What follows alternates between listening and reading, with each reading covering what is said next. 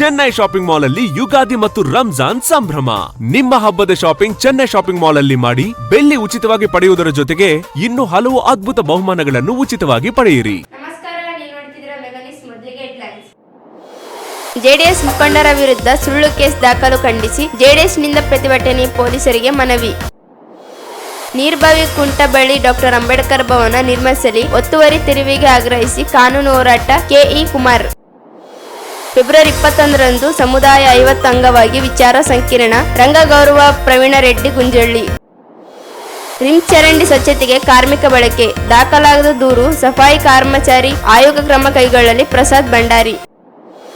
ನೀರ್ಮಾವಿನ ಬಳಿ ಅಕ್ರಮ ಕಲ್ಲು ಗಣಿಗಾರಿಕೆ, ಸುಜಿತಾ ಮಿಲಿಯಂ ಕಂಪನಿ ಗಣಿ ಅಧಿಕಾರಿಗಳ ವಿರುದ್ಧ ಕ್ರಮಕ್ಕೆ ಆಗ್ರಹಿಸಿ 20ರಿಂದ ಪ್ರತಿಭಟನೆ. ಗುರುರಾಜ್ ನಾಗಲಾಪುರ. ಫೆಬ್ರವರಿ 20ರಂದು ತ್ರಿಪದ ಕವಿ ಸರ್ವಜ್ಞ ಜಯಂತಿ. ಪ್ರತಿಭಾ ಪುರಸ್ಕಾರ ವೈ ಸುರೇಂದ್ರ ಬಾಬು. ಬಾಲಕಿಯರ ಪಿಯುಸಿ ಕಾಲೇಜಿನಲ್ಲಿ ಕೊಠಡಿ ಉದ್ಘಾಟನೆ. ಸರ್ಕಾರದ ಸೌಲಭ್ಯಗಳು ಜನರಿಗೆ ತಲುಪಿದಾಗ ಮಾತ್ರ ಸರ್ಕಾರ ಜೀವಂತ. ಡಾಕ್ಟರ್ ಶಿವರಾಜ್ ಪಾಟೀಲ್. ಜೆಡಿಎಸ್ ಪಕ್ಷದ ಮುಖಂಡರ ಮೇಲೆ ಸುಳ್ಳು ಹಾಗೂ ರಾಜಕೀಯ ಪ್ರೇರಿತ ಪ್ರಕರಣವನ್ನು ದಾಖಲು ಮಾಡುತ್ತಿರುವ ಕಾಂಗ್ರೆಸ್ ಮುಖಂಡರ ತಂಡದ ವಿರುದ್ಧ ಹಾಗೂ ಪೊಲೀಸ್ ಅಧಿಕಾರಿ ವಿರುದ್ಧ ಕ್ರಮ ಕೈಗೊಳ್ಳಬೇಕೆಂದು ಆಗ್ರಹಿಸಿ ಜಿಲ್ಲಾ ಜೆಡಿಎಸ್ ಪಕ್ಷದ ವಸತಿಯಿಂದ ಪ್ರತಿಭಟನೆ ನಡೆಸಲಾಯಿತು. ನಗರದ ಗಂಜ್ ವೃತ್ತದಲ್ಲಿ ಕನಕದಾಸರ ಪುತ್ಥಳಿಗೆ ಮಾಲಾರ್ಪಣೆ ಮಾಡಿ ಗಂಜ್ ವೃತ್ತದಿಂದ ಜಿಲ್ಲಾ ಪೊಲೀಸ್ ವರಿಷ್ಠಾಧಿಕಾರಿ ಕಚೇರಿಗೆ ವರೆಗೆ ಮೆರವಣಿಗೆ ನಡೆಸಲಾಯಿತು. ಜಿಲ್ಲೆಯಲ್ಲಿ ಜೆಡಿಎಸ್ ಮುಖಂಡರು ಮತ್ತು ಶಾಸಕರ ವಿರುದ್ಧ ಸುಳ್ಳು ದೂರುಗಳನ್ನು ದಾಖಲು ಮಾಡಿರುವುದನ್ನು ಖಂಡಿಸಿದರು. ಸುಳ್ಳು ದೂರುಗಳನ್ನು ದಾಖಲಿಸಲು ಕಾಂಗ್ರೆಸ್ ಮುಖಂಡರ ತಂಡ ಪೊಲೀಸರ ಮೇಲೆ ಒತ್ತಡ ಹಾಕಿರುವುದನ್ನು ವಿರೋಧಿಸಿದರು. ಸುಳ್ಳು ಪ್ರಕರಣ ದಾಖಲು ಮಾಡುವ ಪ್ರಭಾವ ಬಿತ್ತಿರುವ ಕಾಂಗ್ರೆಸ್ ಮುಖಂಡರ ವಿರುದ್ಧ ಆಕ್ರೋಶ ವ್ಯಕ್ತಪಡಿಸಿ ಸುಳ್ಳು ದೂರುಗಳನ್ನು ದಾಖಲು ಮಾಡುವವರು ಬಂಧಿಸಲು ಒತ್ತಾಯಿಸಿದರು. ನಗರಸಭೆ ಮಾಜಿ ಸದಸ್ಯ ಬಿ ತಿಮ್ಮಾರೆಡ್ಡಿ ವಿರುದ್ಧ ಸುಳ್ಳು ಪ್ರಕರಣಗಳನ್ನು ಜಿ ತಿಮ್ಮಾರೆಡ್ಡಿ ಪೊಲೀಸರ ಜೊತೆಗೆ ವ್ಯವಹರಿಸಿ ಪ್ರಕರಣ ದಾಖಲಿಸಿದ್ದಾರೆ. ಮುಂದಿನ ಮಹಾನಗರ ಪಾಲಿಕೆ ಚುನಾವಣೆಯ ಸಂದರ್ಭ ಸ್ಪರ್ಧಿಸುವಂತೆ ಭಯ ಉಂಟು ಮಾಡಿದ್ದಾರೆ ಎಂದು ದೂರಿದರು. ಯುವಕರನ್ನು ಬಳಸಿಕೊಂಡು ಸುಳ್ಳು ದೂರುಗಳು ದಾಖಲಿಸುತ್ತಿರುವವರು ವಿರುದ್ಧ ಕ್ರಮ ಕೈಗೊಳ್ಳಲು ಆಗ್ರಹಿಸಿದರು. ಜೆಡಿಎಸ್ ಮುಖಂಡರ ಮೇಲೆ ನಿರಂತರವಾಗಿ ಸುಳ್ಳು ದೂರುಗಳು ದಾಖಲಿಸಿದ್ದು ಮುಂದಿನ ಮಹಾನಗರ ಪಾಲಿಕೆ ಚುನಾವಣೆ ಸ್ಪರ್ಧಿಸುವ ಅಭ್ಯರ್ಥಿಗಳ ವಿರುದ್ಧ ವ್ಯವಸ್ಥಿತ ಸಂಚು ರೂಪಿಸಿ ಮಾನಸಿಕವಾಗಿ ಚುನಾವಣೆಯಲ್ಲಿ ಸ್ಪರ್ಧೆ ಮಾಡದಂತೆ ಮಾಡಿದ್ದಾರೆ ಎಂದು ಆರೋಪಿಸಿದರು. ಜಿಲ್ಲೆಯಲ್ಲಿ ಮಟಕ, ಅಕ್ರಮ ಮರಳು, ಗಾಂಜಾ ನಡೆಯುತ್ತಿದ್ದು ತಡೆಗೆ ಪೊಲೀಸರು ವಿಫಲರಾಗಿದ್ದಾರೆ. ಇಂತಹವುಗಳಿಗೆ ಕಡಿವಾಣ ಹಾಕದೆ ಸುಳ್ಳು ಪ್ರಕರಣ ದಾಖಲಿಸುವಲ್ಲಿ ನಿರಂತರರಾಗಿದ್ದಾರೆ. ಪೊಲೀಸ್ ಅಧಿಕಾರಿಗಳ ವಿರುದ್ಧ ಕ್ರಮ ಜರುಗಿಸುವ ಆಗ್ರಹಿಸಿದರು. ಜೆಡಿಎಸ್ ಮುಖಂಡ ಮೇಲೆ ದಾಖಲಾದ ಸುಳ್ಳು ಪ್ರಕರಣ ರದ್ದುಗೊಳಿಸಬೇಕು. ಕುಮ್ಮಕ್ಕು ನೀಡುವ ವಾರ್ಡ್ ನಂಬರ್ 7 ಕಾಂಗ್ರೆಸ್ ಮುಖಂಡ ಜಿ ತಿಮ್ಮಾರೆಡ್ಡಿ ಮೇಲೆ ಸೂಕ್ತ ಕ್ರಮ ವಹಿಸಬೇಕು. ಸುಳ್ಳು ಪ್ರಕರಣ ದಾಖಲು ಮಾಡುತ್ತಿರುವ ಕಾಂಗ್ರೆಸ್ ಮುಖಂಡರ ಮೇಲೆ ಕ್ರಮ ಕೈಗೊಳ್ಳಬೇಕು. ಅಟ್ರಿಸಿಟಿ ಕಾಯ್ದೆ ದುರ್ಬಳಕೆ ಮಾಡಿಕೊಳ್ಳುವವರ ವಿರುದ್ಧ ಕ್ರಮ ವಹಿಸಬೇಕು. ಒತ್ತಡಕ್ಕೆ ಮಣಿದು ಸುಳ್ಳು ದೂರು ದಾಖಲಿಸುವ ಠಾಣಾಧಿಕಾರಿ ಮೇಲೆ ಕ್ರಮ ವಹಿಸಬೇಕೆಂದು ಆಗ್ರಹಿಸಿದರು. ಜೆಡಿಎಸ್ ಮುಖಂಡರ ಮೇಲೆ ಸುಳ್ಳು ಪ್ರಕರಣಗಳನ್ನು ರದ್ದು ಮಾಡಲೇಬೇಕು. ಸುಳ್ಳು ಪ್ರಕರಣ ಮಾಡುವ ನಿಲ್ಲಲಿ. ಜೆಡಿಎಸ್ ಪ್ರಕರಣಗಳು ರದ್ದಾಗಲಿ. ಸುಳ್ಳು ಪ್ರಕರಣ ದಾಖಲು ಮಾಡುವವರನ್ನು ಬಂಧಿಸಲೇಬೇಕು. ನಿಲ್ಲಲಿ.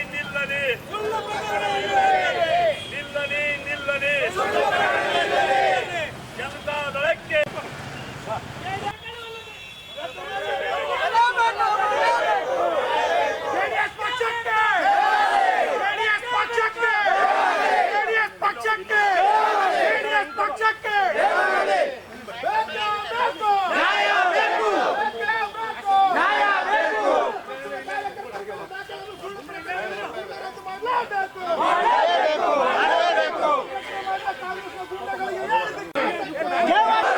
ಯಾತಕ್ಕಾಗಿ ಹೋರಾಟ?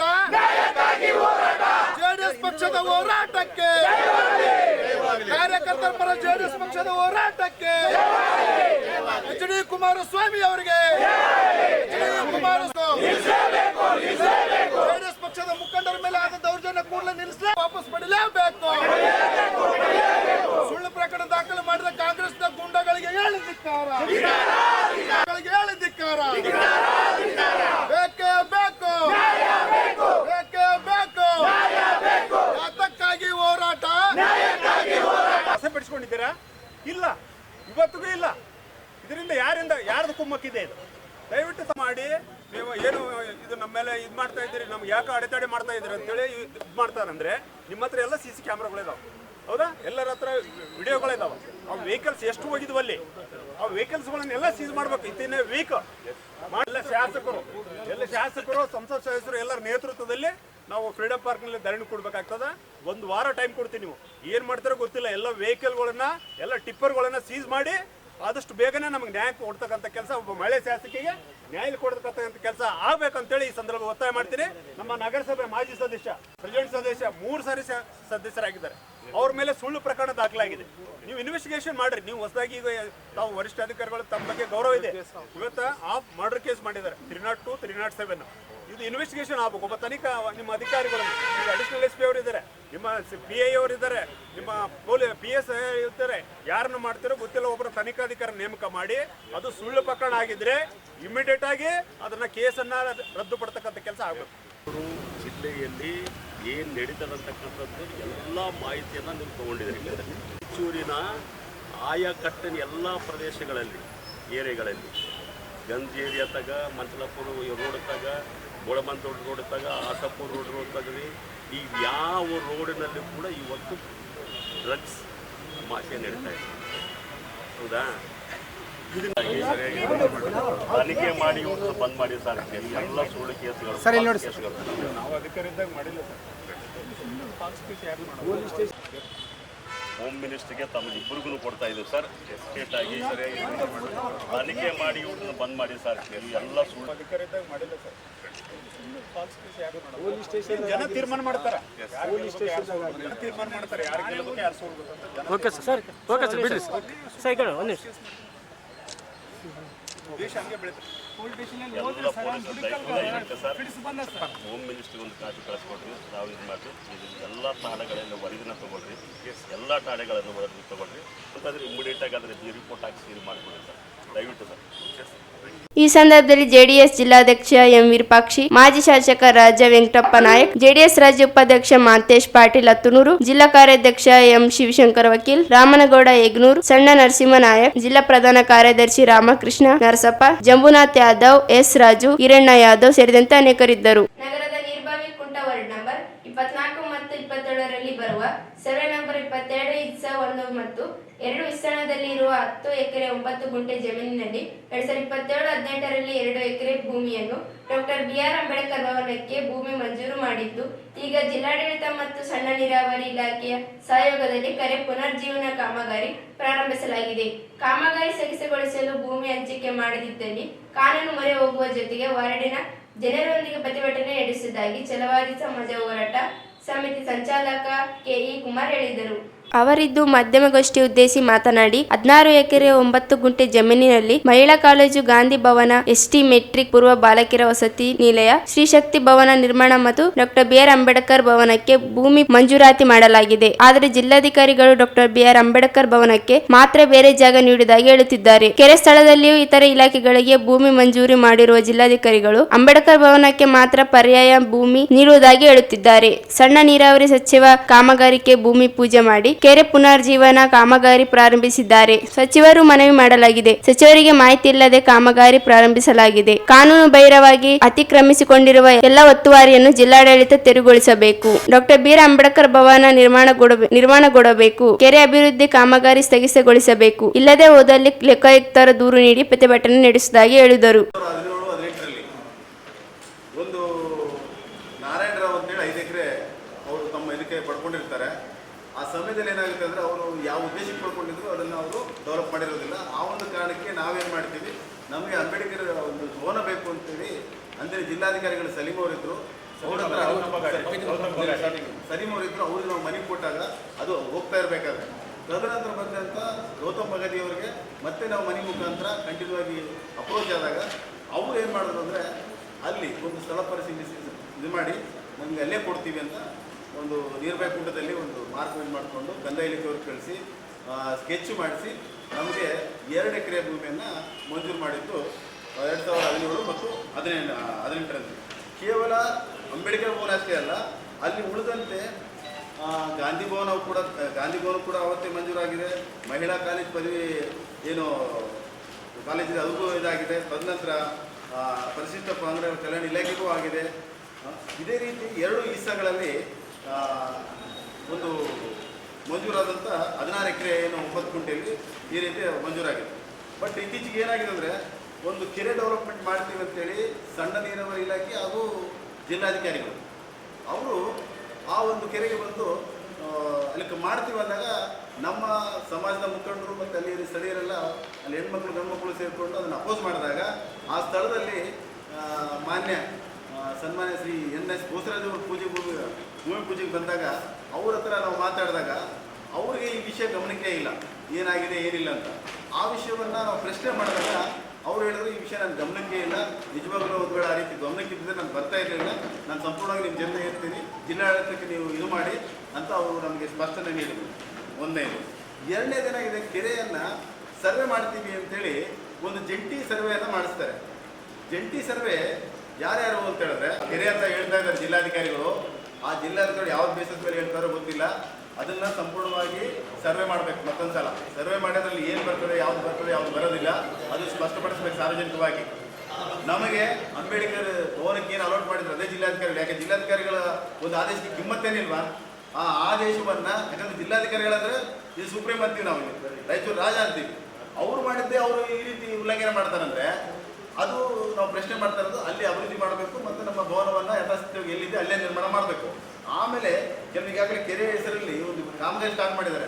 ಯಾವ ಆಧಾರದ ಮೇಲೆ ಸ್ಟಾರ್ಟ್ ಮಾಡಿದ್ದಾರೆ ಅದನ್ನು ನಿಲ್ಲಿಸಬೇಕು. ಯಾಕಂದರೆ ಸರ್ವೆನೇ ಮಾಡಿಲ್ಲ, ಕೆರೆ ಎಲ್ಲಿಂದ ಎಲ್ಲಿಗಿದೆ ಅಂತ ಹೆಂಗೆ ಗೊತ್ತಾಗ್ತದೆ? ಸುಮ್ಮನೆ ಏನೋ ಯಾವ್ದು ಕಾಲಿದೆ ಅದನ್ನು ಮಾಡ್ಕೊಂಡು ಹೋದರೆ ಹತ್ತು ಬಸ್ ಏನಿದೆ ಅದು ಸ್ಪಷ್ಟಪಡಿಸಬೇಕು ಜಿಲ್ಲಾಧಿಕಾರಿಗಳು ಮತ್ತು ಸಂಬಂಧಪಟ್ಟ ಇಲಾಖಾಧಿಕಾರಿಗಳು.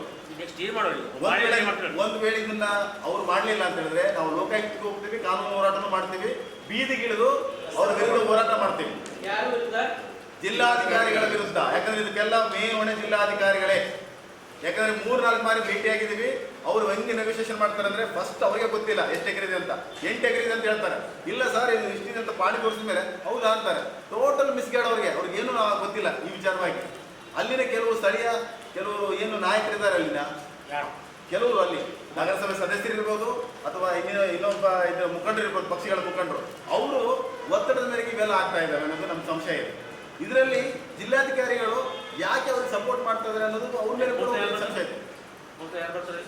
ಸರ್ ಶ್ರೀನಿವಾಸ ರೆಡ್ಡಿ ಅಲ್ಲಿ ಇಬ್ಬರು ಬರ್ತಾರೆ, ಇಬ್ಬರು ಕೌನ್ಸಿಲರ್ ಬರ್ತಾರೆ. ಒಂದು ರೀತಿಯಿಂದ ನಮ್ಮನ್ನು ಒಕ್ಕಲಿಸುವಂಥ ಕೆಲಸ ಮಾಡ್ತಾ ಇದ್ದಾರೆ. ಅಲ್ಲಿ ಟೋಟಲ್ ಎನ್ಕ್ರೋಚ್ ಆಗಿದೆ. ಜಿಲ್ಲಾಡಳಿತದ ಜವಾಬ್ದಾರಿ ಏನು? ನ್ಯಾಯ ಒದಗಿಸೋದು, ಕೆರೆಯನ್ನು ಸಂರಕ್ಷಣೆ ಮಾಡೋದು, ಸರ್ಕಾರಿ ಭೂಮಿಗಳನ್ನ ಸಂರಕ್ಷಣೆ ಮಾಡೋದು.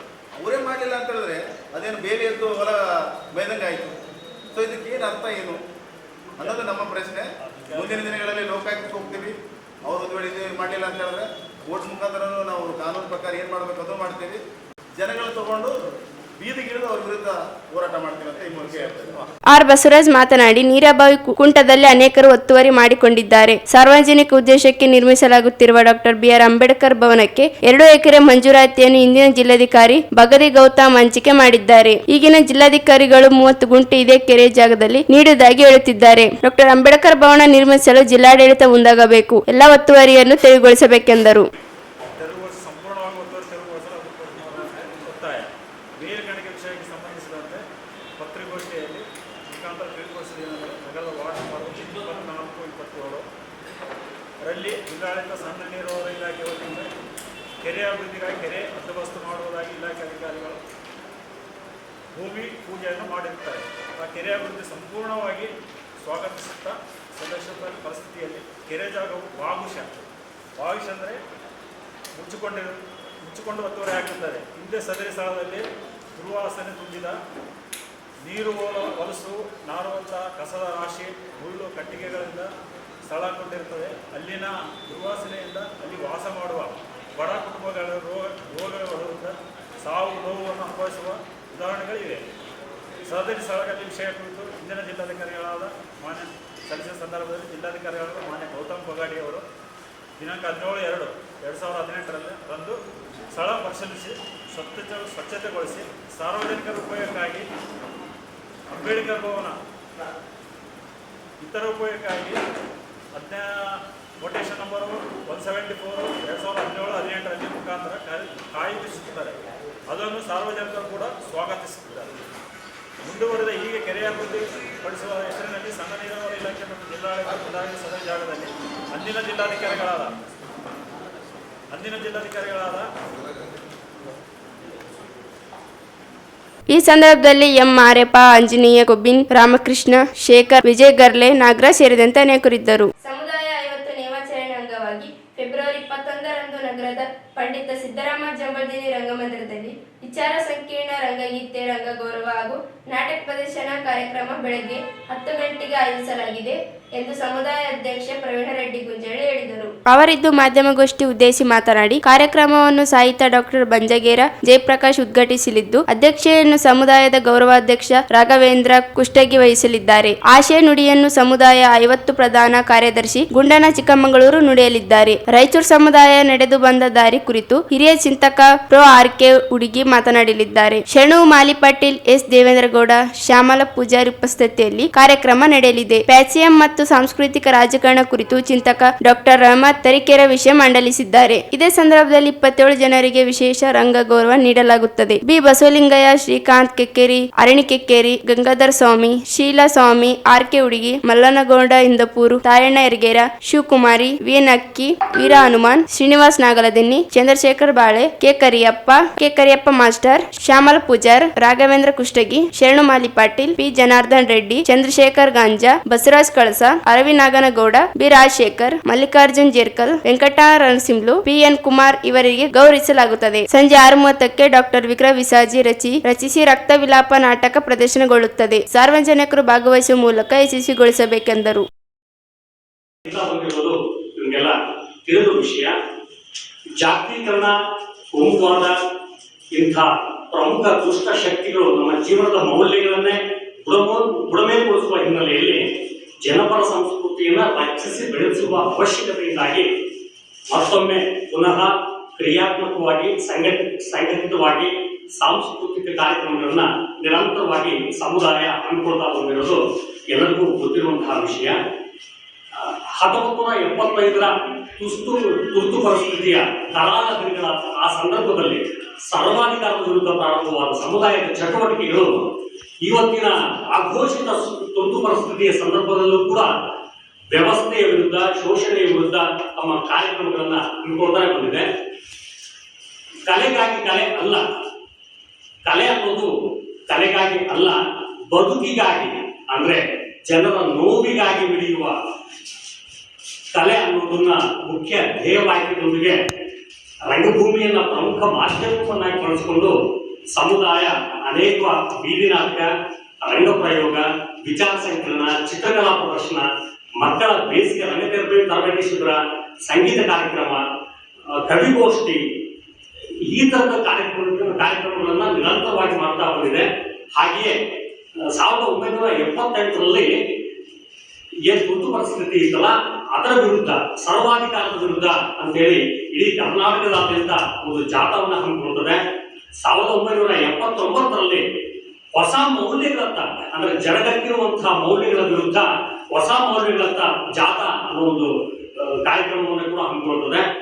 1981ರಲ್ಲಿ ರೈತರು ತೀರಾ ಸಂಕಷ್ಟಕ್ಕೆ ಒಳಗಾಗ್ತಾ ಇದ್ರು, ಸಾಲದ ಕೂಪದಲ್ಲಿ ನಡ್ತಾ ಇದ್ರು, ಆತ್ಮಹತ್ಯೆಗಳು ನಿರಂತರವಾಗಿ ನಡೀತಾ ಇದ್ವು.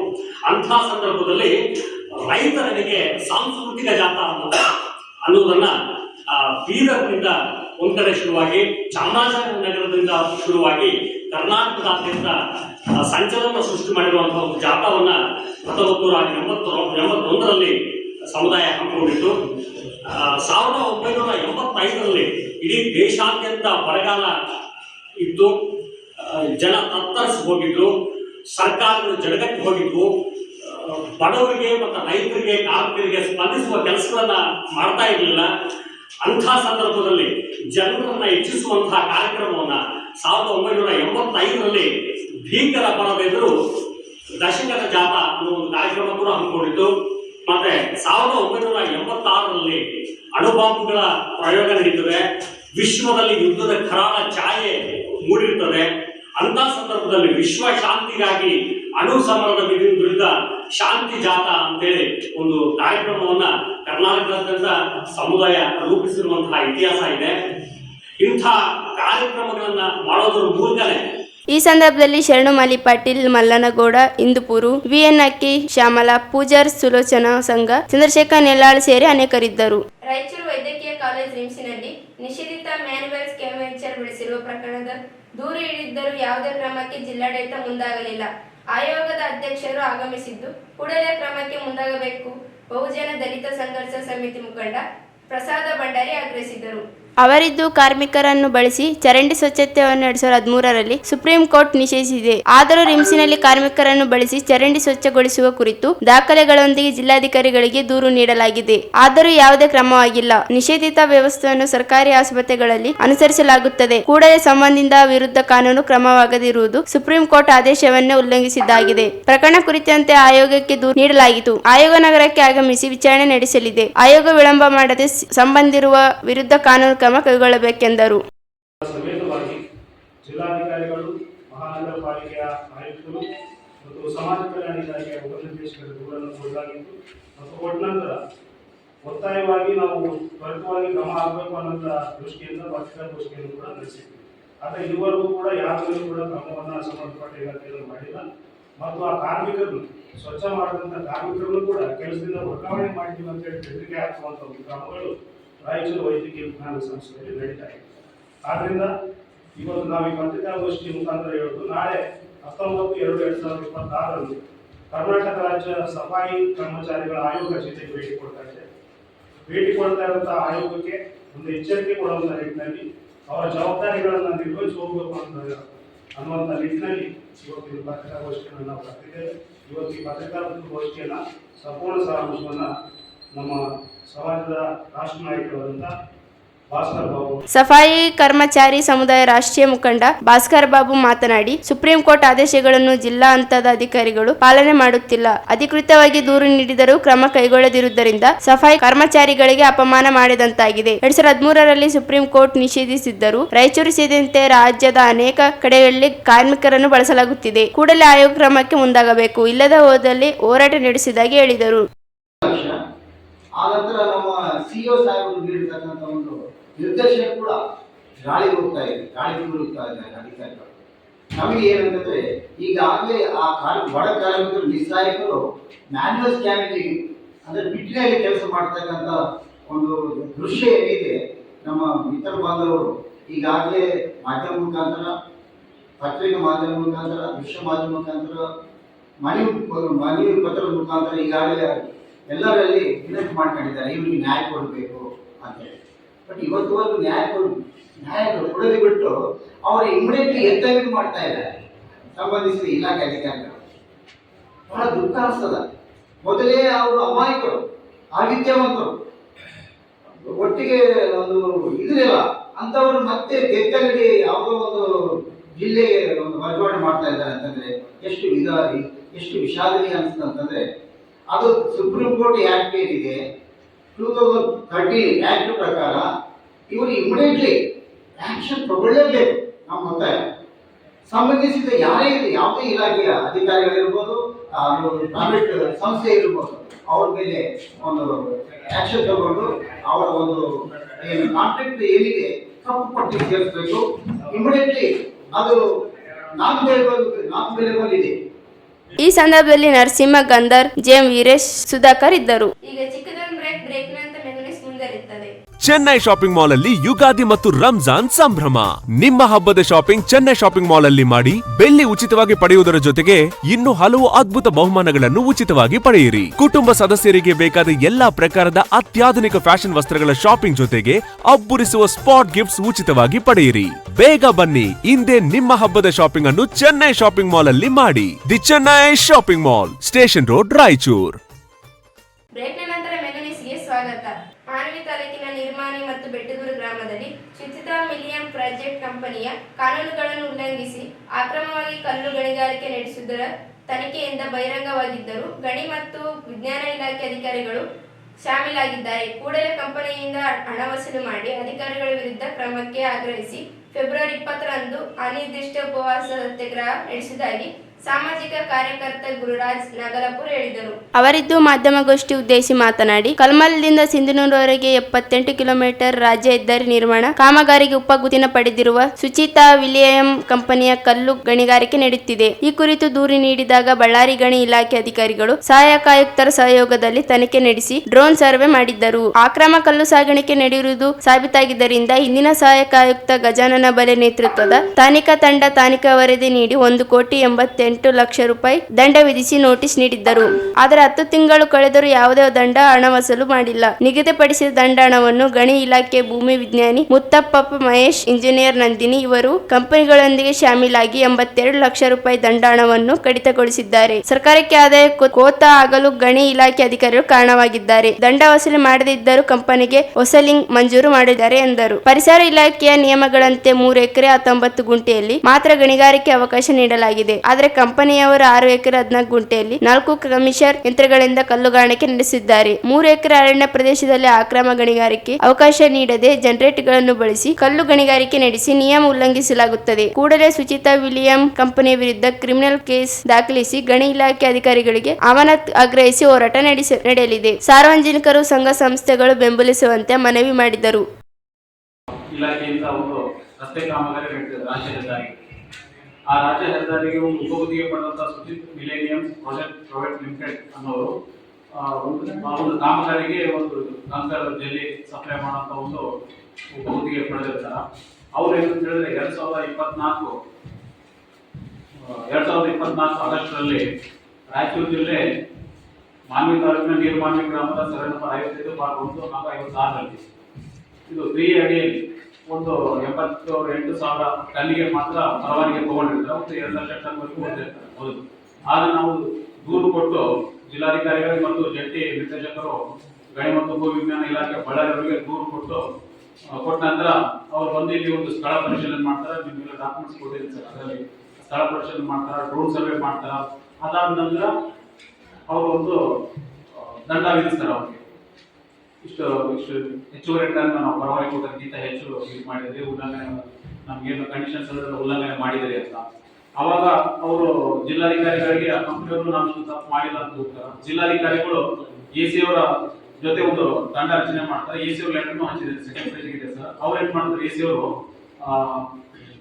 ಸಹಾಯಕ ಅಭಿಯಂತರು ಲೋಕೋಪಯೋಗಿ ಇಲಾಖೆ AW ಅವರು ಮತ್ತೆ ಉಪನಿರ್ದೇಶಕರು ಭೂ ದಾಖಲೆಗಳ ಇಲಾಖೆ ರಾಯಚೂರು ಮತ್ತು ಹಿರಿಯ ಭೂವಿಜ್ಞಾನಿ ಮತ್ತು ರಾಯಚೂರು ಹಾಗೂ ಆರಕ್ಷಕ ಉಪನಿರೀಕ್ಷಕರು PI ಮಾನ್ವಿ ಇವರೆಲ್ಲ ಟೀಮ್ ಮಾಡಿ ಎಸಿ ಅವರು ವಿಸಿಟ್ ಮಾಡ್ತಾರೆ. ಆ ಏರಿಯಾಕ್ಕೆ ಎಲ್ಲಿ ಗಣಿಗಾರಿಕೆ ನಡೆಸ್ತಾ ಇದೆ ಅಲ್ಲಿ ಹೋಗಿ 1,88,00,000 ಅಂತ ದಂಡ ಆಗುತ್ತೆ ಅಂತ ಅವರು ನಿರ್ಧಾರ ಮಾಡಿ ಎಸಿ ಅವರು ಜಿಲ್ಲಾಧಿಕಾರಿಗಳಿಗೆ ವರದಿ ಕೊಡ್ತಾರೆ. ಅದ್ರ ಪ್ರಕಾರ ನೋಟಿಸ್ ಕೊಡ್ತಾರೆ ಅವರಿಗೆ, ಯಾರಿಗೆ ಕಂಪನಿಗೆ ಹಿರಿಯ ಭೂವಿಜ್ಞಾನಿಗಳು. ಕೊಟ್ಟ ನಂತರ ಏನಾಗ್ತಂದ್ರೆ ಇವತ್ತುವರೆಗೂ ಆ ಒಂದು ದಂಡವನ್ನ ಪಾವತಿ ಮಾಡಿಕೊಳ್ಳದೆ ಇವರೊಂದು ಇದು ಮಾಡ್ತಾ ಇದ್ದಾರೆ. ಯಾರು ನಮ್ಮ ಹಿರಿಯ ಭೂವಿಜ್ಞಾನಿಗಳು ಇವತ್ತಿಗೂ ಅವ್ರ ದಂಡವನ್ನ ಪಾವತಿ ಮಾಡಿಕೊಳ್ಳೋದು 10 ತಿಂಗಳಾಗಿ ಇವತ್ತಿಗೂ ಪಾವತಿ ಮಾಡಿಕೊಂಡಿಲ್ಲ. ಅದಾದ ನಂತರ ಅವ್ರಿಗೆ ಏನ್ ಮಾಡ್ತಾರೆ ಅಂತ ಹೇಳಿದ್ರೆ, ಜಿಲ್ಲಾಧಿಕಾರಿಗಳು ಮತ್ತೆ ಅದೇನು 3 ಅಡಿಯಲ್ಲಿ ಕೊಟ್ಟಿರ್ತಾರ 55/1 ಮತ್ತು 56 ನಂಬರ್ನಲ್ಲಿ ಮತ್ತೆ ಲೀಸ್ 5 ಎಕರೆ ಲೀಸ್ ಮಾಡಿ ಕೊಡ್ತಾರೆ. ಅದು EC ಅಂತ ಒಂದು ಪೇಪರ್ ಹಚ್ಚಿದ್ದೀನಿ. ಆ 5 ಎಕರೆಯಲ್ಲಿ 3 ಎಕರೆ 19 ಗುಂಟೆ ಮಾತ್ರ ಕಲ್ಲು ಗಣಿಗಾರಿಕೆ ಮಾಡಬೇಕು. ಆದ್ರೆ ಮೊನ್ನೆ ಪಂಚನಾಮಕ್ಕೆ ಹೋದಾಗ ಅಲ್ಲಿ 6 ಎಕರೆ 18 ಗುಂಟೆಯಷ್ಟು ಮತ್ತೆ ಅಕ್ರಮ ಗಣಿಗಾರಿಕೆ ಮಾಡಿದ್ದಾರೆ. ನಾವು ಹೇಳೋದಿಷ್ಟೇ, ಮೊದಲು ದಂಡನೂ ಪಾವತಿ ಮಾಡಿಲ್ಲ, ಮತ್ತೆ ಅವರಿಗೆ ದಂಡನೂ ಕಡಿಮೆ ಮಾಡಿದ್ದಾರೆ. ಈ ಸಂದರ್ಭದಲ್ಲಿ ಈರಣ್ಣ ನಾಯಕ್, ರೇಣುಕಾ ರಾಜ ಉಪಸ್ಥಿತರಿದ್ದರು. ತ್ರಿಪದಿ ಕವಿ ಸರ್ವಜ್ಞ ಜಯಂತಿಯನ್ನು ಫೆಬ್ರವರಿ 20ರಂದು ಜಿಲ್ಲಾಡಳಿತ ಸಹಯೋಗದಲ್ಲಿ ಆಯೋಜಿಸಲಾಗಿದೆ ಎಂದು ಜಿಲ್ಲಾ ಕುಂಬಾರ ಸಂಘದ ಗೌರವಾಧ್ಯಕ್ಷ ವೈ ಸುರೇಂದ್ರ ಬಾಬು ಹೇಳಿದರು. ಅವರಿದ್ದು ಮಾಧ್ಯಮಗೋಷ್ಠಿ ಉದ್ದೇಶಿಸಿ ಮಾತನಾಡಿ, ಪ್ರತಿ ವರ್ಷದಂತೆ ಸರ್ವಜ್ಞ ಜಯಂತಿಯನ್ನು ಅದ್ದೂರಿಯಾಗಿ ಆಚರಿಸುವ ನಿರ್ಧರಿಸಲಾಗಿದೆ. ಜಯಂತಿ ಅಂಗವಾಗಿ ಭಾವಚಿತ್ರ ಮೆರಗೆ ನಡೆಯಲಿದ್ದು, ಪಂಡಿತ ಸಿದ್ದರಾಮ ಜಂಬಲ್ದಿನಿ ರಂಗಮಂದಿರದಲ್ಲಿ ಜಯಂತಿ ವೇದಿಕೆ ಕಾರ್ಯಕ್ರಮ ನಡೆಯಲಿದೆ. ಅನೇಕ ಚುನಾಯಿತ ಜನಪ್ರತಿನಿಧಿಗಳು, ಅಧಿಕಾರಿಗಳು ಭಾಗವಹಿಸಿದ್ದಾರೆ. ಇದೇ ಸಂದರ್ಭದಲ್ಲಿ 2024-20 ಸಾಲಿನಲ್ಲಿ SSLC PUCಯಲ್ಲಿ ಅತಿ ಹೆಚ್ಚು ಅಂಕ ಪಡೆದ ವಿದ್ಯಾರ್ಥಿಗಳನ್ನು ಸನ್ಮಾನಿಸಿ ಗೌರವಿಸಲಾಗುತ್ತದೆ. ಜಿಲ್ಲಾ ಕುಂಬಾರ ಸಮಾಜ ಬಾಂಧವರು ಹೆಚ್ಚಿನ ಸಂಖ್ಯೆಯಲ್ಲಿ ಭಾಗವಹಿಸುವಂತೆ ಮನವಿ ಮಾಡಿದರು. ಆ ಒಂದು ಸಮಾರಂಭಕ್ಕೆ ನಮ್ಮ ರಾಯಚೂರು ಜಿಲ್ಲೆಯ ಉಸ್ತುವಾರಿ ಸಚಿವರು ಶ್ರೀ ಷಣ್ಪ್ರಕಾಶ್ ಪಾಟೀಲ್ ಅವರು, ಸಣ್ಣ ನೀರಾವರಿ ಸಚಿವರಾಗಿರ್ತಕ್ಕಂಥ ಶ್ರೀ ಎನ್ ಎಸ್ ಪ್ರಸಾದ್ ಸಾಹೇಬರು ಮತ್ತು ನಮ್ಮ ಬಸನಗೌಡ ಗದ್ದಲ್ ಅವರು, ವಸಂತ್ ಕುಮಾರ್ ಅವರು, ಮಾದರಿ ಹಂಪನಗೌಡರು, ನಮ್ಮ ಎಲ್ಲ ಶಾಸಕರು ಮಾಹಿತಿಗಳು ಹೋಗಿದ್ದಾರೆ. ಅದು ಏನಪ್ಪಾ ಅಂದ್ರೆ ಸರ್ಕಾರದಲ್ಲಿರ್ತಕ್ಕಂಥ ಏನೋ ನೀನೆಲ್ಲರೂ ಮಾಹಿತಿ ಹೋಗಿದ್ದಾರೆ, ಇವತ್ತು ಹಾಸ್ಟೆಲ್ ಇದ್ದಾರೆ ಅವರೆಲ್ಲ, ಅವರಿಗೆಲ್ಲ ದೇವರು ಒಳ್ಳೇದು ಮಾಡಲಿ. ಜೊತೆಗೆ ಸಾರ್ವಜನಿಕ ಜಯಂತಿಗೆ ನಮ್ಮ ಜಿಲ್ಲೆಯ ಆಡಳಿತ ವರ್ಗದವರಾಗಿರ್ತಕ್ಕಂಥ ಜಿಲ್ಲಾ ಪಂಚಾಯತಿಯವರು, ನಗರಸಭೆ, ಮಹಾನಗರ ಪಾಲಿಕೆಯವರು ಮತ್ತು ನಮ್ಮ ಮಾನ್ಯ ಜಿಲ್ಲಾಧಿಕಾರಿಗಳು ಅವರ ನೇತೃತ್ವದಲ್ಲಿ ಎಲ್ಲ ಇಲಾಖೆ ಅಧಿಕಾರಿಗಳು ಈ ಒಂದು ಕಾರ್ಯಕ್ರಮಕ್ಕೆ ಆಗಮಿಸಿದ್ದಾರೆ. ಜೊತೆಗೆ ನಮ್ಮ ಸಮಾಜದ ಎಲ್ಲ ಮುಖಂಡರು, ಎಲ್ಲ ಪದಾಧಿಕಾರಿಗಳು ಮತ್ತು ಇಲ್ಲಿ ಪಕ್ಕದ ಎಲ್ಲ ಹಳ್ಳಿಯ ಜನರು ನಮ್ಮ ನಾಳೆಗೆ ಆ ಕಾರ್ಯಕ್ರಮಕ್ಕೆ ಆಗಮಿಸಿದ್ದಾರೆ. ಈ ಸಂತ ಕವಿಯಪ್ಪ ಸರ್ವಜ್ಞರು ಪ್ರತಿಯೊಬ್ಬರ ಜೀವನದಲ್ಲಿ ಏನೇನು ಆಗಬೇಕಾಗಿದೆ, ಏನೇನು ಮಾಡಬೇಕಾಗಿದೆ, 12ನೇ ಶತಮಾನದಲ್ಲಿ ಬಸವಣ್ಣ ಆದ ನಂತರ ಮುಂದೆ ಬಂದಿರತಕ್ಕಂಥ 16ನೇ ಶತಮಾನದಲ್ಲಿ ಸಂತ ಕವಿ ಸರ್ವಜ್ಞರು ಇವರು ಸಮಾಜದಾಗಿರ್ತಕ್ಕಂಥ ಅನೇಕ ಅನುಕೂಲಗಳನ್ನು ತಿದ್ದಿ ಜನರಿಗೆ ಒಂದು ಒಳ್ಳೆಯ ಕಾರ್ಯಕ್ರಮಗಳನ್ನು ಹಮ್ಮಿಕೊಳ್ಳಬೇಕು. ಜನರಿಗೆ ಯಾವುದೇನಪ್ಪ ಅಂತಕೊಂಡ್ರೆ ಕಷ್ಟ ಕಾರ್ಯಗಳು ಬರಬಾರ್ದು ಮತ್ತು ಎಲ್ಲರೂ ಸುಖವಾಗಿ ಬಾಳಬೇಕು ಎಂಬ ಸಂದೇಶವನ್ನು ಸರ್ವಜ್ಞರು ಇದು ಮಾಡಿದ್ದಾರೆ, ಜನರಿಗೆ ತಿಳಿಸಿದ್ದಾರೆ. ಜೊತೆಗೆ ಈಗ ಸುಮಾರು ಏನಪ್ಪ ಅಂದ್ರೆ ಇವರು ವಚನಗಳನ್ನು ಬರೆದಿದ್ದಾರೆ. ಅವು ಏನಪ್ಪ ನಮ್ಮ ಕರ್ನಾಟಕ ರಾಜ್ಯಕ್ಕೆ ಒಂದು ಏನಪ್ಪ ಒಂದು ಆಸ್ತಿಯಾಗಿವೆ. ಜೊತೆಗೆ ಇವರು ಏನಪ್ಪಾ ಅಂತಕೊಂಡ್ರೆ ಬಹಳಷ್ಟು ಕಾರ್ಯಗಳನ್ನು ಮಾಡಿಕೊಂಡು ಮನೆಯನ್ನು ಬಿಟ್ಟು ಪ್ರತಿಯೊಂದು ಗ್ರಾಮಕ್ಕೆ ಅಲ್ಲಾಡಿ ಅಲ್ಲಿ ಜನರ ಸ್ಥಿತಿಗತಿಗಳನ್ನು ನೋಡಿ ಅವರಿಗೆ ಅನುಕೂಲಗಳನ್ನು ಏನು ತಪ್ಪು ಮಾಡ್ತಾರೆ ಜನರನ್ನು ತಿದ್ದಕ್ಕಂಥ ಒಂದು ವ್ಯವಸ್ಥೆಯನ್ನು ಮಾಡತಕ್ಕಂಥ ಮಹಾನ್ ಕವಿ ಶ್ರೀ ಸರ್ವಜ್ಞರು. ಅವರ ಒಂದು ಈ ಒಂದು ಜಯಂತಿಯನ್ನು ನಾವು ಆಚರಣೆ ಮಾಡೋದು ತುಂಬಾ ಸಂತೋಷ. ಅದರಲ್ಲಿ ವಿಶೇಷವಾಗಿ ನಮ್ಮ ಕುಂಬಾರ ಸಮಾಜ ಈ ಸಂದರ್ಭದಲ್ಲಿ ಕುಂಬಾರ ಸಮಾಜ ಅಧ್ಯಕ್ಷ ಕೆ ಶಿವರಾಜ್ ವಡ್ಲೂರು, ಲಕ್ಷ್ಮೀರೆಡ್ಡಿ, ನರಸಿಂಹಲು, ಭೀಮಣ್ಣ ಸೇರಿ ಅನೇಕರಿದ್ದರು. ಸರ್ಕಾರದ ಸೌಲಭ್ಯಗಳು ಬಡ ಜನರು ಮತ್ತು ಬಡ ವಿದ್ಯಾರ್ಥಿಗಳಿಗೆ ದೊರೆತಾಗ ಮಾತ್ರ ಆಯಾ ಸರ್ಕಾರಗಳು ಜೀವಂತವಾಗಿರುತ್ತವೆ, ಇಲ್ಲವಾದರೆ ಸರ್ಕಾರ ಸತ್ತಂತೆ ಎಂದು ನಗರ ಶಾಸಕ ಡಾಕ್ಟರ್ ಶಿವರಾಜ್ ಪಾಟೀಲ್ ಹೇಳಿದರು. ಅವರಿದ್ದು ನಗರದ ಬಾಲಕಿಯರ ಸರ್ಕಾರಿ ಪದವಿ ಪೂರ್ವ ಕಾಲೇಜ್ ಮೈದಾನದಲ್ಲಿ ಶಾಲಾ ಶಿಕ್ಷಣ ಇಲಾಖೆ ಪದವಿ ಪೂರ್ವ ಹಾಗೂ ಬಾಲಕಿಯರ ಸರ್ಕಾರಿ ಪದವಿ ಪೂರ್ವ ಕಾಲೇಜ್ ವಸತಿಯಿಂದ ಹಮ್ಮಿಕೊಂಡಿದ್ದ 10 ನೂತನ ತರಗತಿ ಕೊಠಡಿಗಳ ಉದ್ಘಾಟನೆ, 2025-26ನೇ ಸಾಲಿನ ಕಾಲೇಜು ವಾರ್ಷಿಕೋತ್ಸವ, ಪ್ರತಿಭಾ ಪುರಸ್ಕಾರ ಮತ್ತು ದ್ವಿತೀಯ PUC ವಿದ್ಯಾರ್ಥಿಯವರಿಗೆ ಬಿಡುಗಡೆ ಸಮಾರಂಭವನ್ನು ಜ್ಯೋತಿ ಬೆಳಗಿಸುವ ಮೂಲಕ ಉದ್ಘಾಟಿಸಿ ಮಾತನಾಡಿದರು. ರಾಯಚೂರು ನಗರದಲ್ಲಿ ಹಲವು ವರ್ಷಗಳಿಂದ ಹೆಣ್ಣು ಮಕ್ಕಳಿಗೆ ವಿಶೇಷವಾದ ಶಾಲೆ ಹಾಗೂ ಕಾಲೇಜು ಇದೆ ಎಂದರೆ ಅದು ಬಾಲಕಿಯರ ಸರ್ಕಾರಿ ಶಾಲೆ ಆಗಿದೆ. ಇಲ್ಲಿ ಕಲಿತ ವಿದ್ಯಾರ್ಥಿನಿಯರು ಸರ್ಕಾರಿ ವಲಯದ ಉನ್ನತ ಅಧಿಕಾರಿಗಳಾಗಿ ಸೇವೆ ಸಲ್ಲಿಸಿದ್ದಾರೆ. ಖಾಸಗಿ ಶಾಲೆಗಳಲ್ಲಿ ನೀಡುವ ಸೌಲಭ್ಯಗಳು ಉಚಿತವಾಗಿ ಇಲ್ಲಿ ನೀಡಲಾಗುತ್ತದೆ ಎಂದರು. ಮಹಿಳೆಯರು ಕಲಿತು ಮುಂದೆ ಬಂದಾಗ ಮಾತ್ರ ಸಮಾಜ ಹಾಗೂ ದೇಶ ಅಭಿವೃದ್ಧಿ ಹೊಂದಲು ಸಾಧ್ಯವಾಗುತ್ತದೆ. ಮುಂದಿನ ದಿನಗಳಲ್ಲಿ ಮಹಿಳೆಯರಿಗೆ 50% ಸಂಸದರು, ಶಾಸಕರು ಹಾಗೂ ಸರ್ಕಾರಿ ನೌಕರರಾಗುವ ಅವಕಾಶ ಸಿಗಲಿದೆ ಎಂದು ತಿಳಿಸಿದರು. ಸರ್ಕಾರಿ ಸೌಲಭ್ಯಗಳನ್ನು ಪಡೆದ ಸರ್ಕಾರಿ ಅಧಿಕಾರಿಗಳಾಗಿ ಯೋಜನೆಗಳು ಹಾಗೂ ಸೌಲಭ್ಯಗಳನ್ನು ಬಡವರಿಗೆ ತಲುಪಿಸಿದಾಗ ಮಾತ್ರ ಸರ್ಕಾರ ಸೌಲಭ್ಯಗಳನ್ನು ಪಡೆಯುವುದಕ್ಕೆ ಸಾರ್ಥಕತೆ ಸಿಗುತ್ತದೆ ಎಂದು ತಿಳಿಸಿದರು.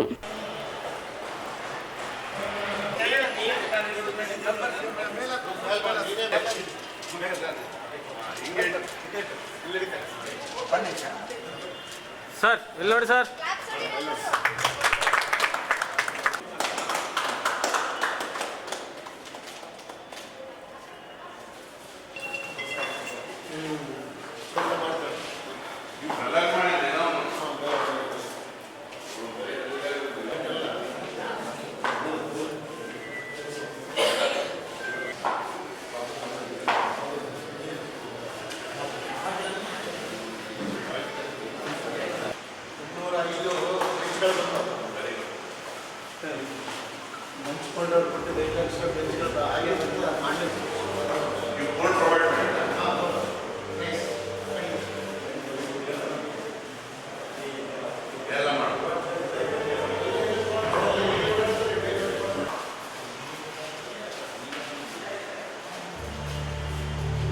ಹಿರಿಮೆಯನ್ನು ಪ್ರತಿಬಿಂಬಿಸುವ ಕಾರ್ಯ ಶ್ರೀಯುತ ಡಾಕ್ಟರ್ ಶಿವರಾಜ್ ಪಾಟೀಲ್, ಮಾನ್ಯ ಶಾಸಕರು, ಸಭೆ ಕ್ಷೇತ್ರ ಹಾಗೂ ಅಧ್ಯಕ್ಷರು, ಕಾಲೇಜು ಅಭಿವೃದ್ಧಿ ಸಮಿತಿ, ಬಾಲಕಿಯರು ವೇದಿಕೆಗೆ ಬಂದು ತಮ್ಮ ಸ್ಥಾನವನ್ನು ಅಲಂಕರಿಸಲು ಕೇಳಿಕೊಳ್ಳುತ್ತೇನೆ.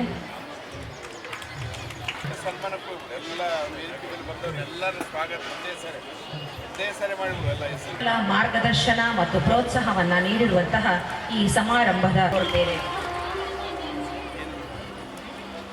ಅಧಿಕಾರಿ ಆ ಸ್ಥಾನದಲ್ಲಿದ್ದರೂ ಕೂಡ ಎಲ್ಲರೊಂದಿಗೆ ಆತ್ಮೀಯವಾಗಿರುವ ವ್ಯಕ್ತಿತ್ವವಾದ ನಮ್ಮ ನೋವು ನಲಿವೆಗಳಿಗೆ ಸ್ಪಂದಿಸುವ ನಗು ಅಳುವು ಸಹ ಶ್ರೀ ಸೋಮಶೇಖರಪ್ಪ ಹೊಗ್ರಾಣಿ ಮಾನ್ಯ ಅಂತ ನಮ್ಮ ಬೇಕು ಬೇಡಗಳಿಗೆ ಸ್ಪಂದಿಸುವ ನಮ್ಮೆಲ್ಲರನ್ನ ಹುರಿದು ನಮ್ಮ ಕಾಲೇಜು ಇವರು ತಮ್ಮ ಅಧ್ಯಕ್ಷೀಯ ಸ್ಥಾನವನ್ನು ಅಲಂಕರಿಸಬೇಕು.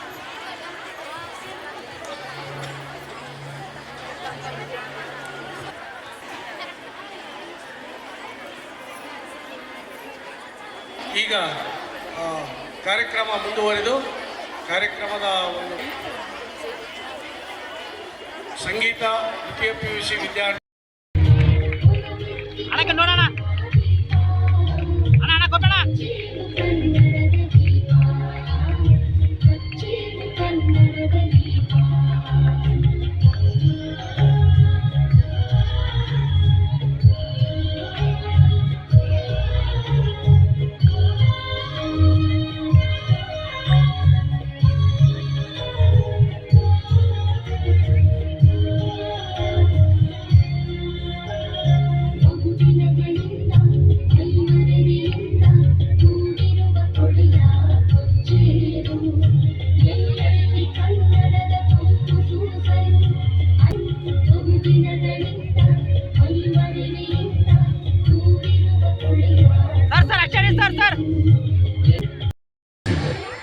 ಬಹುಶಃ ನಾವು ಈಗ ನಡ್ಕೊಂತ ಹೋಗ್ಬೇಕಾದ್ರೆ ಗರ್ಲ್ಸ್ ಹೈಸ್ಕೂಲ್ ಅಂತಿದೆ, ಅವಾಗ ಇನ್ನೂ ಕಾಲೇಜ್ ಇರಲಿಲ್ಲ. ಗರ್ಲ್ಸ್ ಹೈಸ್ಕೂಲ್ ಅಂದ್ರೆ ಬಹುಶಃ ಇದು ಬಹಳ ದೊಡ್ಡ ಸ್ಕೂಲ್ ಇತ್ತು. ಹೆಣ್ಮಕ್ಳಿಗೆ ವಿಶೇಷವಾಗಿ ಇದೊಂದು ಸೀಮಿತವಾದಂತಹ ಶಾಲೆ ಇತ್ತು. ಹಾಗಾಗಿ ಬಹಳಷ್ಟು ಜನರು ಬಡ ವಿದ್ಯಾರ್ಥಿಗಳೇ ಇಲ್ಲಿ ಬರ್ತಾ ಇದ್ರು, ಆವತ್ತಿನಿಂದ ಇವತ್ತಿನವರೆಗೂ ಬರ್ತಾ ಇದ್ರು. ಮತ್ತು ಬಹಳಷ್ಟು ಉನ್ನತ ಅಧಿಕಾರಿಗಳಾಗಿ ಈ ಕಾಲೇಜು ಈ ಶಾಲೆಯ ವಿದ್ಯಾರ್ಥಿಗಳು ವಿವಿಧ ಕರ್ನಾಟಕದ ವಿವಿಧ ಭಾಗಗಳಲ್ಲಿ ಸೇವೆ ಸಲ್ಲಿಸ್ತಾ ಇದ್ದಾರೆ.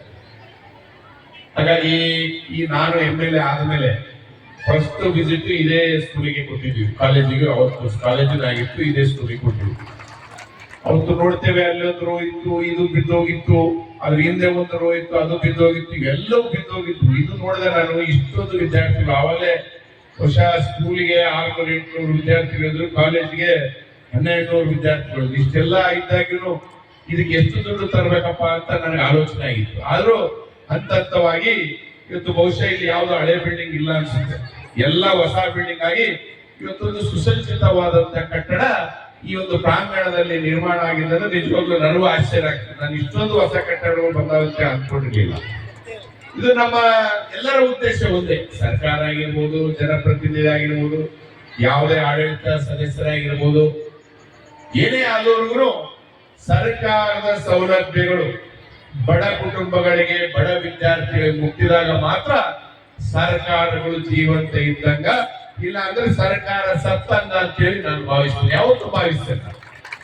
ಆ ನಿಟ್ಟಿನಲ್ಲಿ ಬಹುಶಃ ರಾಯಚೂರು ಕ್ಷೇತ್ರದಲ್ಲಿ ಅತಿ ಹೆಚ್ಚು ಸ್ಕೂಲ್ಗಳನ್ನು, ಸ್ಕೂಲ್ ರೂಮ್ಸ್ ಆಗಿರ್ಬೋದು, ಪ್ಲೇ ಗ್ರೌಂಡ್ ಆಗಿರ್ಬೋದು, ಅಡಿಗೆ ಕೋಣೆ ಆಗಿರ್ಬೋದು, ಮತ್ತು ಪ್ರಾಧ್ಯಾಪಕ ವೃಂದದವರು ಅಪಾಯಿಂಟ್ ಆಗಿರ್ಬೋದು, ಶಿಕ್ಷಕ ವೃಂದದವ್ರನ್ನ ಹೆಚ್ಚು ತಂದಿರೋದಾಗಿರ್ಬೋದು, ಅವೆಲ್ಲವೂ ಕೆಲಸ ಮಾಡುವ ಮೂಲಕ, ಅದು ಸರ್ಕಾರಿ ಶಾಲೆಗಳಲ್ಲಿ ಮಾಡುವ ಮೂಲಕ ಇವತ್ತು ಎಲ್ಲಾ ಬಡ ವಿದ್ಯಾರ್ಥಿಗಳಿಗೆ ನೀನು ಪ್ರೈವೇಟ್ ಸ್ಕೂಲ್ ಕಾಲೇಜಿನಲ್ಲಿ ಏನು ನಿಮಗೆ ಸೌಲಭ್ಯ ಸಿಗ್ತಾವೋ ಆ ಎಲ್ಲಾ ಸೌಲಭ್ಯಗಳು ಗವರ್ಮೆಂಟ್ ಸ್ಕೂಲ್ ಕಾಲೇಜಲ್ಲಿ ಸಿಗಬೇಕು ಅನ್ನೋ ಉದ್ದೇಶದಿಂದ ಇಷ್ಟೊಂದು ಪ್ರಯತ್ನ ಪಟ್ಟು ಇವತ್ತು ಎಲ್ಲ ಬಹುಶಃ ನನ್ನ ಅವಧಿಯಲ್ಲಿ ನನಗನಿಸ್ತದ 200 ಶಾಲಾ ಕೊಠಡಿಗಳು ನಾವು ಮಾಡಿದ್ದೇವೆ ಈ ರಾಯಚೂರು ಕ್ಷೇತ್ರದಲ್ಲಿ.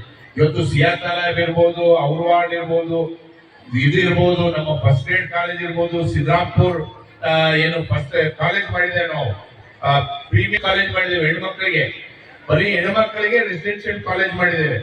ಸೊ ಎಲ್ಲ ಮಾಡೋದು ನಮ್ಗೆ ಮುಂದೆ ಹೆಣ್ಮಕ್ಳು ಸಮಾಜದಲ್ಲಿ ಮುಂದೆ ಬಂದಾಗ ಮಾತ್ರ ಈ ಸಮಾಜ ಅಭಿವೃದ್ಧಿ ಆಗ್ಲಿಕ್ಕೆ ಸಾಧ್ಯ, ದೇಶ ಅಭಿವೃದ್ಧಿ ಆಗ್ಲಿಕ್ಕೆ ಸಾಧ್ಯ ಅಂತ ಹೇಳಿಕ್ಕೆ ಬಯಸ್ತೇವೆ. ಇದಕ್ಕೆ ಮೊದಲು ಕಾಲೇಜು ಆಡಳಿತ ಮಂಡಳಿ ಅಧ್ಯಕ್ಷ ರವೀಂದ್ರ ಜಲ್ದಾರ್ ಮಾತನಾಡಿ, ಕಳೆದ 12 ವರ್ಷಗಳಲ್ಲಿ ಶಾಸಕ ಶಿವರಾಜ್ ಪಾಟೀಲ್ ಅವರ ಶ್ರಮದಿಂದ 34 ಕೊಠಡಿಗಳನ್ನು ಬಾಲಕಿಯರ ಸರ್ಕಾರಿ ಪದವಿ ಪೂರ್ವ ಶಾಲೆ ಮತ್ತು ಕಾಲೇಜಿನಲ್ಲಿ ನಿರ್ಮಾಣ ಮಾಡಲಾಗಿದೆ. ವಿದ್ಯಾರ್ಥಿನಿಯವರು ಉತ್ತಮ ಅಭ್ಯಾಸ ಮಾಡಿ ಶಾಲೆ ಕಾಲೇಜಿಗೆ ಹಾಗೂ ಇಡೀ ಜಿಲ್ಲೆಯ ಕೀರ್ತಿ ತರುವ ಕೆಲಸ ಮಾಡಬೇಕು ಎಂದರು. ಆಕ್ಚುಲಿ ಹೇಳಬೇಕಂದ್ರೆ 20 ಕೊಠಡಿಗಳ ಉದ್ಘಾಟನಾ ಸಮಾರಂಭ ಅನ್ಕೋತಾ ಇದೆ. ಯಾಕಂದ್ರೆ ಅಂತಂದ್ ಹೇಳಿದ್ರೆ ಅದ್ರ ಜೊತೆಯಲ್ಲಿ ಕ್ಲಿಯರ್ ಆಗಿದೆ. ಈ ಕಡೆ ರೈಟ್ ಸೈಡ್ ಇದ್ದಂತ ಅದೂ ಸಾಹೇಬ್ರ ಒಂದು ಉಪ ಆಶ್ವಾಸದಿಂದ ನಿಜವಾಗಿ ಹೇಳ್ಬೇಕಂದ್ರೆ ಒಟ್ಟಾರೆ 34 ಕ್ಲಾಸ್ ರೂಮ್ಗಳನ್ನು ಕೊಟ್ಟಂತ ಇತಿಹಾಸ, ಏಕೈಕ ಕಾಲೇಜು ಕೊಟ್ಟಂತ ಇತಿಹಾಸ ನಮ್ಮ ಡಾಕ್ಟರ್ ಶಿವರಾಜ್ ಪಾಟೀಲ್ ಆಗುತ್ತೆ. ಯಾಕಂದ್ರೆ ಈ ಒಂದು ಹಳೆ ಇನ್ಫ್ರಾಸ್ಟ್ರಕ್ಚರ್ ಯಾವ ರೀತಿ ಇತ್ತು ಅನ್ನೋದಕ್ಕೆ ಇಲ್ಲಿ ಇದ್ದಂತ ಕೆಲವು ಪ್ರಿನ್ಸಿಪಾಲ್ಗಳು ರಿಟೈರ್ಡ್ ಆಗಿದ್ರು, ಅವ್ರಿಗೂ ಚೆನ್ನಾಗಿ ಗೊತ್ತು. ಅದ್ರ ಜೊತೆಯಲ್ಲಿ ಬಂದಂತ ಎಲ್ಲ ಸ್ಟಾಫ್ ಹೋಗ್ತಾ ಇರ್ತಾರೆ, ಬರ್ತಾ ಇರ್ತಾರೆ ಲೆಕ್ಚರರ್ಸ್. ಆದರೆ ಈ ಒಂದು ಐತಿಹಾಸಿಕವಾದಂಥ ಒಂದು girls college, special PU girls college Raichur, ಇದಕ್ಕೆ 34 ಕೊಠಡಿಗಳು ಕೊಟ್ಟಂತ ಚರಿತ್ರೆ, ಆ ಒಂದು ಚರಿತ್ರೆ ಬರೆದಂಥ ಇತಿಹಾಸ ನಮ್ಮ ಡಾಕ್ಟರ್ ಶಿವರಾಜ್ ಪಾಟೀಲ್. ಯಾಕಂದ್ರೆ ನಾನು ಎಷ್ಟು ಪೀಡಿಸ್ತಾ ಇದ್ದದ್ದು ಅದು ಗೊತ್ತೇ ಇದೆ ಅಣ್ಣವರಿಗೆ. ಬಂದಾಗೆಲ್ಲ ಅದಣ್ಣ ಇದಣ್ಣ ಅಂತ ಹೇಳಿದಂಗೆಲ್ಲ ವರ್ಷ ಒಂದು 4 ಅವ್ರ ಟೆನ್ಯೂರ್ 12 ವರ್ಷದ ಟೆನ್ಯೂರಲ್ಲಿ 34 ಕ್ಲಾಸ್ ರೂಮ್ಗಳು ಕಾಲೇಜ್ ಕೊಟ್ಟಿದ್ದಾರೆ. ಅದ್ರ ಜೊತೆಯಲ್ಲೇ 13 ಅಂದರೆ ಹಳೆಯದು ಹೊರತುಪಡಿಸಿ 13 ಕ್ಲಾಸ್ ರೂಮ್ ಹೈಸ್ಕೂಲ್ಗೂ ಬಂದಿದೆ. ಅದ್ರ ಜೊತೆಯಲ್ಲೇ 2 ಶೌಚಾಲಯಗಳಿದೆ. ಅದಕ್ಕೂ ಮುಂಚೆ ಪಾಪ್ರೆಡ್ಡಿ ಅವರು 5 ಕ್ಲಾಸ್ ರೂಮ್ ಕೊಟ್ಟಿದ್ರು. ಅದ್ರ ಜೊತೆಯಲ್ಲೇ ಹಿಂದೆ ಇದ್ದಂಥ ಬಿಲ್ಡಿಂಗ್ 5 ಕ್ಲಾಸ್ ಯಾಸೀರ್ ಅವರು ಕೊಟ್ಟಿದ್ರು. ಅದಾದ ನಂತರ ನಮ್ಮದೇ ಆದಂಥ ವೈಯಕ್ತಿಕ ನಮ್ಮ ಒಂದು ಕಾಲೇಜಿಗೆ ಪ್ರತ್ಯೇಕವಾಗಿ ಒಂದು ಲ್ಯಾಬೊರೇಟರಿ ಆಗಿರ್ಬೋದು, ಲೈಬ್ರರಿ ಆಗಿರ್ಬೋದು, ಸುಸಜ್ಜಿತವಾದಂಥ ಲೈಬ್ರರಿ ಇದೆ, ಲ್ಯಾಬೊರೇಟರಿ ಇದೆ. ಅದ್ರ ಜೊತೆಯಲ್ಲೇ ಕೆಮಿಸ್ಟ್ರಿ, ಬಯಾಲಜಿ, ಫಿಸಿಕ್ಸ್ ಅವ್ರ ಲ್ಯಾಬೊರೇಟರಿ ಎಲ್ಲ ಇಕ್ವಿಪ್ಮೆಂಟ್ಸನ್ನು ತರೋದಕ್ಕೆ ನಮ್ಮ ಕಾರಣಭೂತರಾದ ನಮ್ಮ ಡಾಕ್ಟರ್ ಶಿವರಾಜ್ ಪಾಟೀಲ್. ಈ ಸಂದರ್ಭದಲ್ಲಿ ಪದವಿ ಪೂರ್ವ ಶಿಕ್ಷಣ ಇಲಾಖೆಯ ಪ್ರಭಾರಿ ಉಪನಿರ್ದೇಶಕ ಸೋಮಶೇಖರ್ ವಂಕ್ರಾಣಿ, ಉಪನ್ಯಾಸಕರ ಸಂಘದ ಅಧ್ಯಕ್ಷ ನರಸಪ್ಪ ಭಂಡಾರಿ, ಕಾಲೇಜಿನ ಪ್ರಾಚಾರ್ಯ ಡಾಕ್ಟರ್ ಕುಂಟೆಪ್ಪ ಗೌರಿಪುರ, ಪ್ರಮುಖರಾದ ರವೀಂದ್ರ ಬಂಡಿ, ಗೋವರ್ಧನ್ ರೆಡ್ಡಿ, ಶರಣಪ್ಪ ಪಾಟೀಲ್, ವೀರೇಶ್ ಸೆರ್ಗರ್, ಪ್ರೌಢಶಾಲೆಯ ಮುಖ್ಯ ಗುರು ಶ್ರೀನಿವಾಸ್ ಮರಂಡಿ, ಉಪನ್ಯಾಸಕರಾದ ಚೆನ್ನಬಸವ, ರಾಣಾ, ಅನಿತಾ, ರವಿಕುಮಾರ್ ಸೇರಿದಂತೆ ಇನ್ನಿತರು ಉಪಸ್ಥಿತರಿದ್ದರು. ಅಂಕಗಳನ್ನು ಪಡೆದಿದ್ದಾರೆ. ಜೋರಾದ ಚಪ್ಪಾಳೆಯೊಂದಿಗೆ ಪ್ರೋತ್ಸಾಹ ನೀಡಬೇಕು ಅವರಿಗೆ.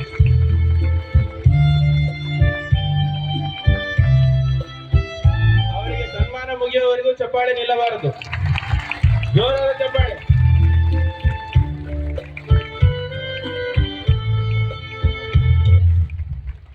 ಮುಂದಿನದಾಗಿ ವಿಜ್ಞಾನ ವಿಭಾಗದ ವಿದ್ಯಾರ್ಥಿನಿಯರು ಬೇಗ ವೇದಿಕೆ ಮೇಲೆ ಬರಬೇಕು.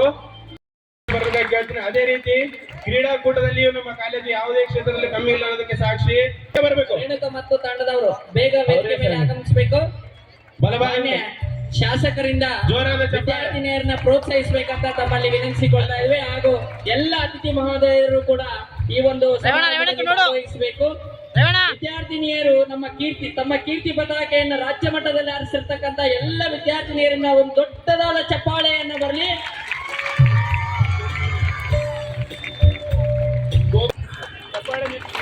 ಚಪ್ಪಾಳೆ ನಿಲ್ಲಬಾರದು. ಜೋರಾದ ಚಪ್ಪಾಳೆ.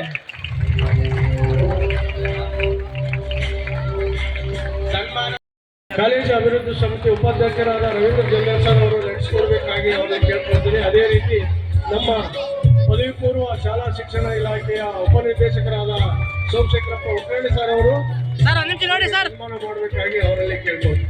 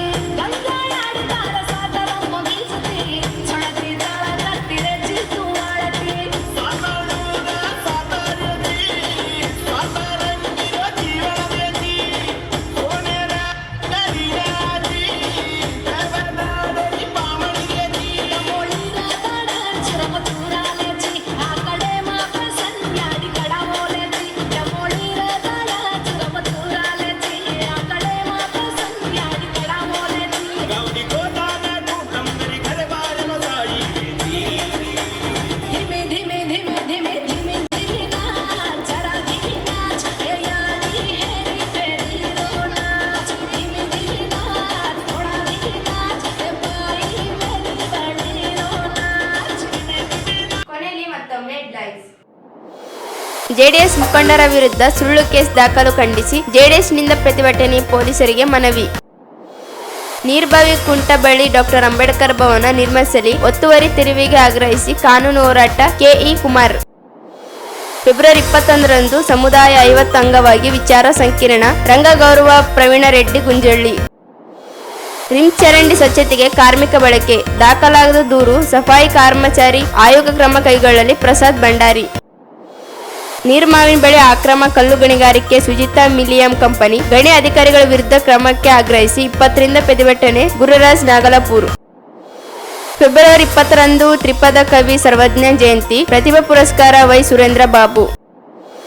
ಬಾಲಕಿಯರ ಪಿಯುಸಿ ಕಾಲೇಜಿನಲ್ಲಿ ಕೊಠಡಿ ಉದ್ಘಾಟನೆ, ಸರ್ಕಾರದ ಸೌಲಭ್ಯಗಳು ಜನರಿಗೆ ತಲುಪಿದಾಗ ಮಾತ್ರ ಸರ್ಕಾರ ಜೀವಂತ. ಡಾಕ್ಟರ್ ಶಿರಾಜ್ ಪಾಟೀಲ್.